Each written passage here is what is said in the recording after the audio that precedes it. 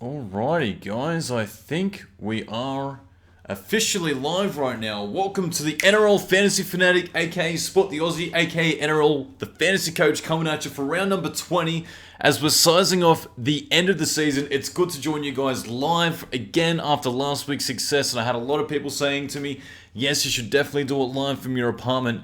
Yet again, hey Unknown Direction, thanks for tuning into the video. And it's going to be a good video, a quick video, a very decisive video, and some items aren't necessarily going to be NRL fantasy related because I want to talk about not only the fantasy world, but also the top 8 final predictions by myself for the round that's coming in. Hey Relapse, thanks for joining the chat. But a few things have happened, as you can see by my window, is that I've actually adjusted the way that the chat and the webcam work. I'm also working on how to optimize my stream a little bit more so it uses better ways of doing the windows. Also, if anyone subscribes in the middle of the video, it should come up with like a quick alert box to say such and such is subscribed or donated or whatever it is, or sponsored or join the chat. So if you're out there and you're watching right now and you want me to say hey to you guys, if you have any questions, which I will be answering afterwards, please be sure to tune in because this is going to be a very quick one, and I actually want to answer as many questions as I can out there because I know there's a lot of questions. Despite the fact that we're getting to the end of the season, there's probably more questions now than there has been at the start. So let's rock off with my team. I want to kick it off with how my team went this week. As you can see, just over here on the right hand side, my overall rank is inside the top 1,000. We finally got back there. We started off at 25th after the first round, or in the top 25.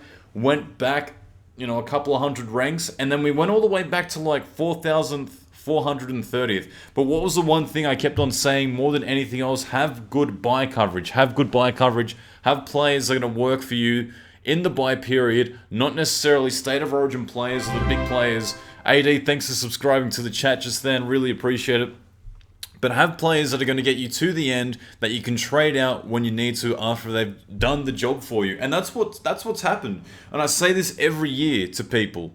A lot of people overlook fantasy planning, like buy planning, I should say, and they're like, no, we don't need any fantasy buy planning. We just need, good players are going to score consistently well. But if you mathematically work out that some players that are going to play like 4 buy rounds because they might have 2 origin games and 2 buys, that's 50, and they're scoring 50 points a round. That's 200 points that you're missing out on if you had someone else to cover them for that reason. Hey DJ Crazy, thanks for tuning in.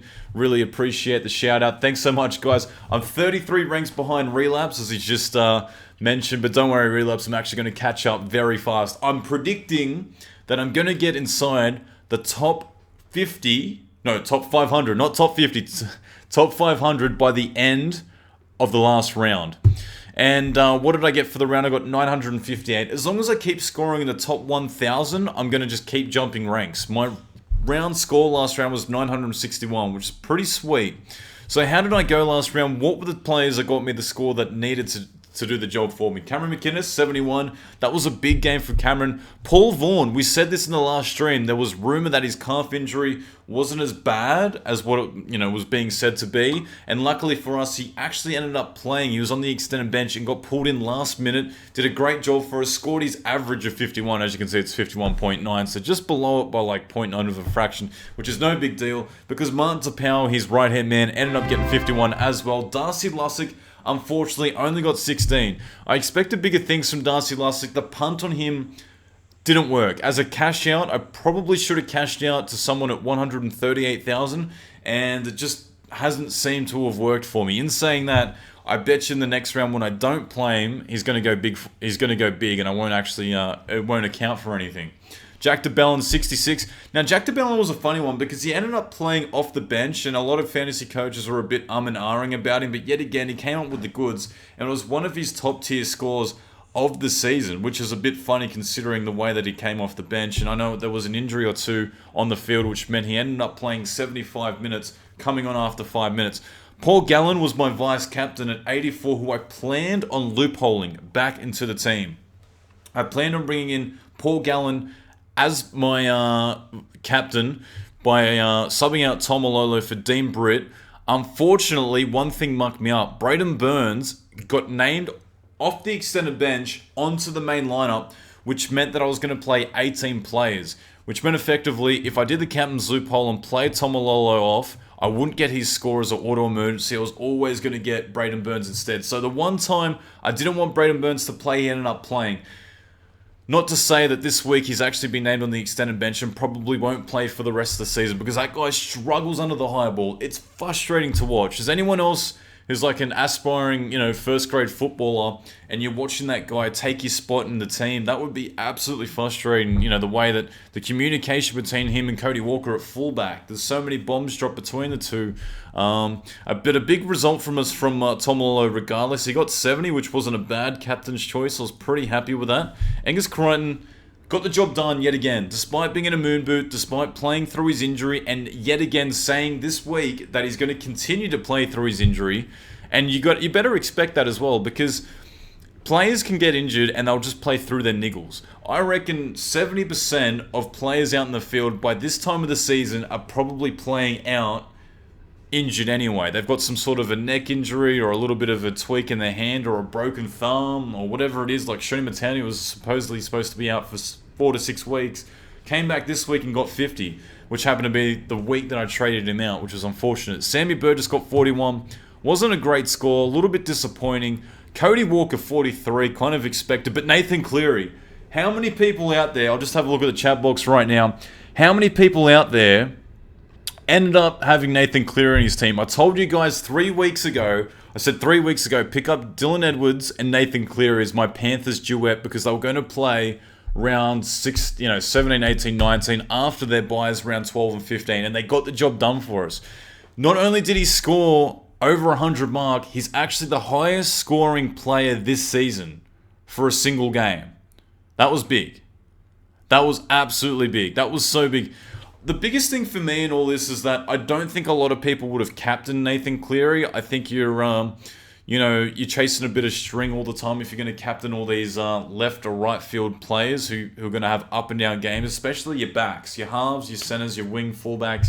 You captain any of those, 1 week they're going to go big. The next week, as you can see by the guys down below, not that great. Stromi Travojevic, on the other hand, got 62 again for us. So he's probably the most highest scoring centre at the moment. Not by average, only under Curtis Scott. But Curtis Scott doesn't really count because he's only played 3... he's only played... Some of the comments are absolutely hilarious. Some of the... He's only played 3 weeks. Unfortunately, he's been named on the extended bench. He was supposed to play against the Eels back in round 18, but came down to illness. And I suspect that he's going to be named into the team last minute over young Tony Mapia at centre. There's no way that Bellamy, if Curtis Scott is fine and fit to play, that he's going to avoid playing him in the first place. So I expect Curtis Scott to slide back into the squad against the Raiders this week. So if you're holding on to him, maybe hold on to him for a little bit longer because I still think he's going to be a dominant centre. And I think you'll find a lot of the halves combinations like the Munsters and Cronks are going to be looking for Curtis Scott to feed the ball a lot. So expect that to be the tally. Now the only thing is he's up against Joseph Leilua, who's pretty much known as a bit of a wrecking ball when it comes to centres, so we might see a couple of points missed with missed tackles from Curtis Scott, but we'll see how we go. He might surprise us. Tyrell was very, very low this week, 19. Didn't get the score that we wanted, didn't play the minutes that we wanted either. I think he's a bit of a flush. Now, if I wanted to at the moment, I would trade him out. The only thing is that I've got only 2 trades left, which puts me in a really dicey predicament because I'm holding on to those 2 trades for the rest of the season because one of those trades is going to be Cameron King to Cameron Smith. Cameron Smith is now 579,000 and a break even of 58. I'm hoping he scores a little bit below that this week and that Cameron King scores a lot higher than his -2 break even in order for me to trade him up. Now, because I have $354,000, if I was to trade Cameron King, I would need an extra 50,000. So what I need from Cameron King this week is for him to score a 50 and for Cameron Smith to score a 30. If not, I'm probably going to be look to make that trade after 2 weeks, which is a little bit unfortunate. It's postponing the trade I want to make, but it's unfortunate. Going further below, Jarryd Hayne scored 33. Despite only scoring 33, he was actually the highest scoring wing fullback that I had on the field. Roger Tuivasa-Sheck only getting 27. Dylan Edwards only getting 27 as well if you're looking for consistency. And as I mentioned earlier, Braidon Burns getting 24. But at the moment, if you're only holding on to 2 or 3 trades, you shouldn't be looking at cashing out too many people, because every time you cash one person out, you need to bring someone else in. So effectively, you're doing 2 trades. You're cashing someone out, like you're trading an Angus Crichton down to Dean Britt for the money, only to bring Cameron Smith in, which is what I could do with Tyrell. But trades are like gold right now. Trades is the number one currency. It's above gold. It's above Australian dollar. It's above anything else. And one of the questions that I seem to have got higher up from Daniel Barbello is, do you get extra trades for finals? For example, I am 2 head-to-head leagues, and I'm going to make the finals for both. Only have 5 trades left. When the finals start, do we get unlimited trades? Now, here's the thing. Finals don't exist for fantasy. It's not a thing. Fantasy is pretty much a round robin.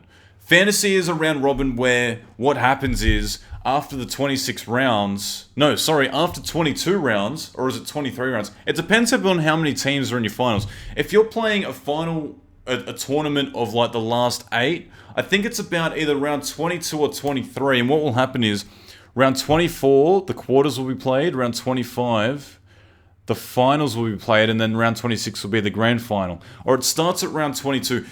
It's not the same as finals football in NRL, because NRL gets around 26 and they'll play the finals. Think of it this way. If fantasy ended up doing the same thing where you played finals in your tournament, in your head-to-head tournament, then what would happen is you'd get to around 26 and only the players that have made the finals will be playing for your team, and that wouldn't be fair. So we're going to get to around 21, 22. It depends how many you've got in your competition. Finals with only 4 teams will cut off at round 24, so you'll play around 25 and 26 as your semi and then your grand final. And then prior to that will be round 22 if you've got a team of 8. It depends upon the format of your actual tournament. And I might just check mine out right now. Why don't we do that? Because I'm actually not 100% sure. So here's the finals for my team. And I'm having a quick look as the next drafts. I should be able to see fixtures. Fixtures round 2022. So what will happen is round 22 will happen. That will be the last round. Round 23 will be the quarterfinal. Round 24 will be the final. Round 25 will be the semi-final. And then round 26 will be the grand final. I've got one of the 2 mixed up. Either way, round 22 is your cutoff. If you're running like a 16 size competition, at the moment what's going to happen is that you'll find that you'll be playing finals for those last couple of games. But to answer your question, do you get extra trades for finals period? The answer is no, you don't. There is no glitch. There is no way to make a payment. There's not a subsidiary of trades that are baffled out after round 23, because that would, break the whole point of saving trades, as some people have done for the end game. So if you run out of trades, unfortunately what that means is you're out of trades. And if one of your key players gets injured, bad luck. So you need to be able to hold on to at least 1 or 2 trades, or have at least 5 to 6 players in your reserves that you can rely on in case one of them gets injured and you need to trade and you need to reserve someone else. You need to substitute them out. So the thing in all this is that you're in a bit of trouble if you run out of trades already. You're pretty much sailing with whatever you have. There's no buying. Someone said on a forum one time that you should apparently be able to buy trades if you send money to some guy. That's like an ATO tax scam. Don't send anyone money to buy trades. People from FanHub will not message you on Facebook offering free trades. Nor will the Australian Tax Office ever email you telling you to click on this link to get your money back because they owe you money from overtaxing you. That doesn't happen. It just doesn't happen, alright? So, that was the thing. Anyway, let's go back to what we were looking at next. Cameron Munster. What's my team going to look like this week? Cameron McInnes, Paul Vaughan to Powell. I'm going to take off the R of Lussick. I'll put it on Nathan Brown. I'm going to put the captaincy on Crichton because I think he's too good of a player to not have the captaincy. To Belin, yep, that's it. And then I'm going to pull in Cameron Munster to take in Cody Walker's position. And here's the funny thing about Connor Watson. Connor Watson, I thought was going to be playing hooker for the injured Jake Friend. Guess what? it's not Connor Watson who's going to be playing hooker because he's going to be playing fullback. In fact, Mitchell Cornish is actually going to the hooker position, which is a big surprise considering that they've rotated Matheson, who was it? Ryan Madison in there before. So if you're holding on to Ryan Madison, he's actually a really good hold for your second row and someone who also plays in the halves as well. But I think that at the end of the day, Cornish coming in last minute, if you've held on to him, that's a huge surprise. 3% of people out there apparently have him. And it's not even the right one. I'm actually supposed to be looking at Mitch Cornish. He's got the suit on out there. But he's played like a handful of games. He played against the Rabbitohs. He played against the Raiders. So he did play hooker in that last time. But I wouldn't be going out of my way to bring him into the squad. I'm disappointed that Connor Watson didn't get the position over him because I think Watson would have gone big. Now, I've got a lot of questions right now is who would you swap for Johnson? Shaun Johnson unfortunately got injured this week. Really freak accident. Bit of a shame. And here's the thing. 33% of people own Shaun Johnson. And I imagine right now, he's going to have the most amount of... Well, there you go. It's 29.63%. And unfortunately for 551 of you guys, last week you ended up buying him. That's going to be a bit of a worry for you guys. Now, here's the thing in all this, is that you now have a few options to trade him to. Pearce, Munster, or Cleary. Those are the three guys that I would recommend. Now, going for Cameron Munster would be a great idea if you wanted someone to play a dual position as a wing fullback as well that you can substitute, like I have here. See, I can substitute Cody Walker in for Munster, and I can do it vice versa. So if Munster gets injured, I don't have to trade him out. All I have to do is substitute him for Cody Walker. So if you've already got someone who's got a wing fullback position and a half as a dual position, I'd be trading out Shaun Johnson to Cameron Munster. Now, will Nathan Cleary repeat his 126 this week? No. I don't think he will repeat his 126 points this week. As you can see, he's a pretty consistent scorer. Last couple of games, 63, 46, 77, 39, 67. And the reason why I really like Nathan Cleary is because he's the goal kicker. And the goal kicker is just like an added bunch of points for you guys.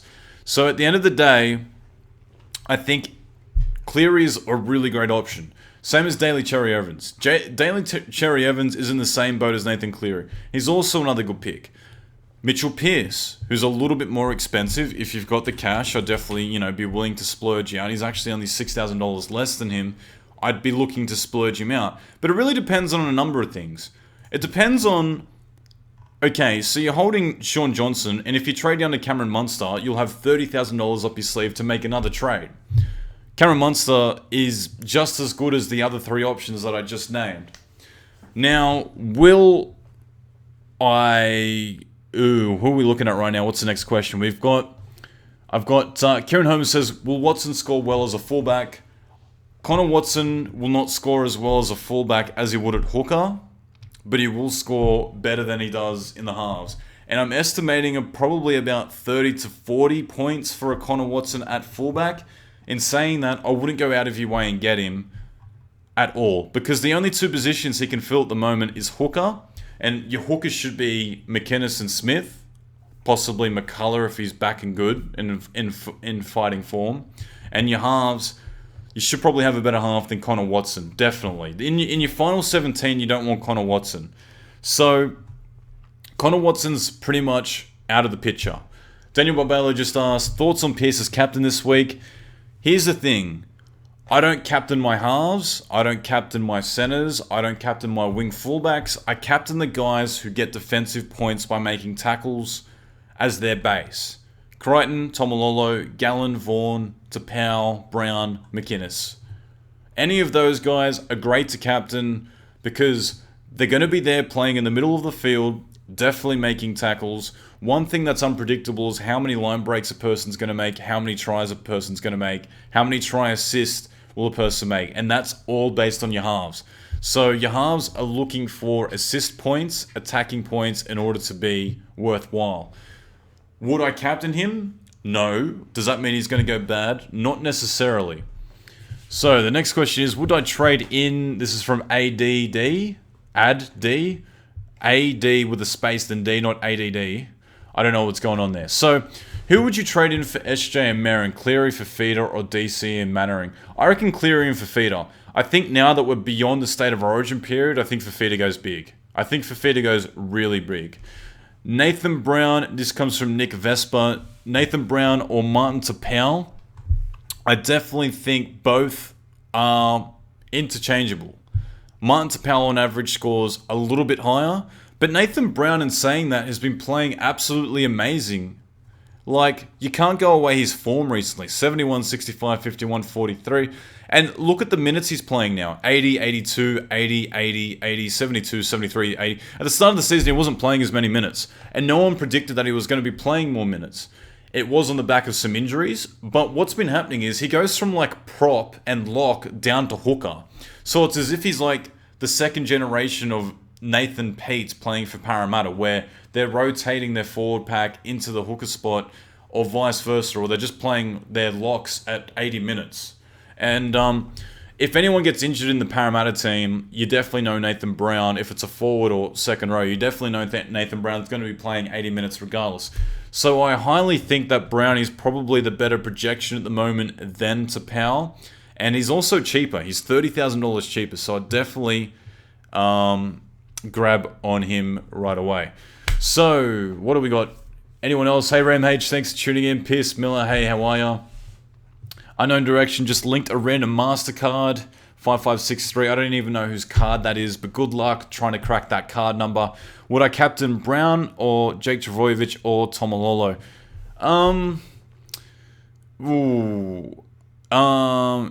None of them. I think I've got better captaining options at Crichton, but if I had to name one of them, I'd name Tomalolo. I'd name Tomalolo straight up. I mean, that's who I'd be going for. They're against the Warriors this week, and the Warriors are pretty much known for like the second highest missed tackles of any team at the moment. Jack de Belin as captain. If Jack de Belin doesn't play off the bench, yes. If Jack de Belin is starting on the bench like he did last week, no. Because he got lucky because of an injury was the reason why he came on. In saying that, he is starting at lock. And it looks like Kurt Mann is going to be at number 17, who's going to be fitting in for the back row. Jacob Poston, Blake Lowry, and Tarek Sims, who are more or less rotating in the forward pack. So Jack de Belin might even play 80 minutes this week. That's a pretty big option to even take on. And I might even reconsider that. I might even reconsider that pick. But one thing I do want to get to move on to is who's going to make the top 8 this year? Who's going to make the finals football? Having a little look at the ladder. Sorry, I'm starting to lose on my saliva. Just needed a quick drink. But who are we looking at for the top 8 this year? Now, one of the cool things on Reddit at the moment, I can't take any credit for this. This was on Reddit. I'll quickly just bring my camera down from that so you guys can see this. Is a bit of a table of all the teams and all their points. As you can see here in this line for line 26 is how many points they're currently on. So the Seagulls are on 26, Broncos 26. The Sharks, Cowboys are on 26. Then you've got the Roosters on 28, 30. And what this is showing us is the maximum amount of points the team can accumulate if they won all their games. So, for example, Parramatta round 24. We've got 7 rounds to go. So if Parramatta won all their games, they'd go, to effectively 38 points. Because 24 plus 14 points is 38 points. The other thing is, where will the teams end up on? So what do we know from this straight away if we look at the NRL ladder as well, is that the Newcastle Knights definitely cannot make the top 8. And that's a disappointing yet again for them. They couldn't have made it before, which is a bit of a shame, a month ago at least. The West Tigers, can they still make the 8? No. They can't make the 8. Is it mathematically impossible? No, it's not mathematically impossible. But all it takes is the Dragons to win 3 games and the Tigers are out of it. So I don't like your odds there. What about the Rabbitohs? Now the Rabbitohs are a bit of a funny team because they've just come off a bit of a sprung of form recently where they're starting to play well. Crichton's coming to the team. Tyrell's also playing good. Sammy Burgess seems to be back on his game. The Burgess brothers, like Tommy Burgess, George Burgess, are actually rolling through the field a little bit more. Can they make the top 8? I would say that they're not going to make the top 8. Look at their standings at the moment. They're on 16 points. Their for and against is negative 42. And the top 8 team at the moment that they'd have to get in front of is the Dragons. And in between them is the Panthers, Raiders, Warriors, Titans, and Bulldogs. So what would they need to happen is they need to win every single game. Let's say if they won 7 of their games by looking at this table, and they won all their games, they'd end up on, 30 points. And that's definitely not going to be enough in order for them to get there, because I can't see them winning every single game until the end. That's a bit of a shame for them. I'm going to write them off. Now, this is where it gets interesting, because anywhere between 6 all the way down to 13, anything can happen. The only reason why I'm writing off the Cowboys now is because who knows what's going on with Thurston. He seems to be out for the season. There was rumor that he's apparently going to come back, but I can't see that happening at all. Like, that's incorrect information being pushed out by the media. So they're on 26 points at the moment. Thank you, Jake Thomas, for just subscribing as well. I think that the Cowboys will still make the top 8, because the distance between them and the team that can pretty much push them out is the Panthers. Now, the Panthers are on 20 points, so they're 3 games underneath. So not only will they need to win 3 games, they'd also need to be able to beat them on for and against. So the Panthers would need to win 4 games of their next 7, and the Cowboys would have to lose every single game. I can't see that happening. I cannot see that happening. Now, here's the really, really important reason. Here's the thing that I want to talk about more than anything. And of course, that's my beloved, let me grab the right badge, not the NRL logo, is my beloved Parramatta Eels. I can't believe this, is that we're actually going to the finals football. You've heard it here first. Spot the Aussie, aka the NRL fantasy coach, says that we're actually going to make finals football this year. We're going to make the top 8. It's going to be a first. I'll actually go to the quarterfinals. I'll actually go to the game. Hopefully it's not played in Melbourne. Hopefully we don't get 8th, because that would mean we're probably going to play the Storm and go to Amy Park to play. Who the hell would want to do that? That's like terrible. But I think we're going to be able to keep in front of the Dragons. I don't think the Dragons are going to be able to keep in front of the Panthers. The Panthers this year are like one of the most weirdest teams to follow. They have this weird form where they shut out and they lose by like 30, 40, 50 points. And then they come back the next week and absolutely fire against a team that they should have lost against. And they had their key player out, Matt Moylan. I don't understand that at all. But Dragons are in a massive slump. Unless the Dragons can turn that ship right around and do a 180 and start firing up, I think they're going to be in a little bit of trouble. I think the Panthers are going to clinch that spot, and I think every team after them is not going to be able to catch them. You think about this. The Raiders are probably the only team that are on 18 points, looking at that right now, that are going to have the ability to be able to jump up into the top 8. But I can't see it happening, because that would mean the Dragons have to slump, which is probable, but it also means the Panthers, the Penrith Panthers, also have to go on a bit of a down diver. I can't see the Raiders this year making it, and if they did make it, it's going to be 8th. I think the Eels are going to be good enough to stay in that 7th position.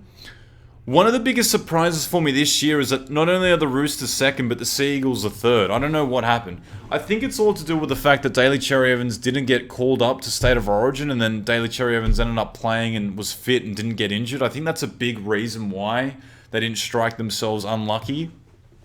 But I think the Eels are going to be able to keep that spot. I think the Panthers switch with the Dragons, and that's pretty much our top 8.